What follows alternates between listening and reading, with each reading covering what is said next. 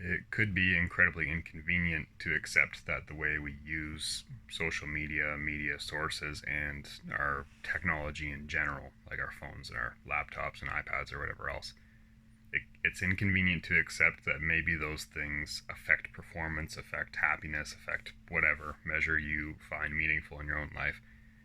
I think it's inconvenient because we use those things for entertainment. We use those things to connect to the world.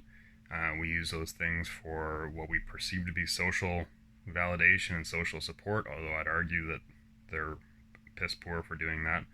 Um, we don't want those things to have negative influences on us because those are the things that we're accustomed to turning to.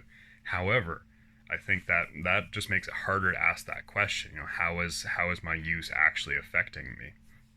And I think once you ask that question and you actually try to honestly answer it, you'll find that there are performance decrements or contentment or happiness decrements or something like that, um, directly due to the usage. Like, this is definitely something that's come up through doing a bit more of a digital minimalism approach, like I've outlined from Cal Newport.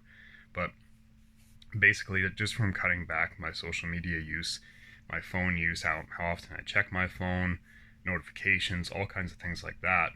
Like, I find my ability to focus on tasks through the day has increased dramatically. And that's led to extra productivity, but it's also led to me enjoying my day a lot more. So I mean, it's just an anecdotal thing from me right now, but I would ask you to try it. And I'd ask you to honestly evaluate, because no one wants to hear, hey, maybe Instagram is making you unhappy. No one wants to hear, hey, that thing that you do to relax, if it's Instagram scrolling or Netflix or whatever, no one wants to hear that maybe that is doing the opposite of what you want it to do.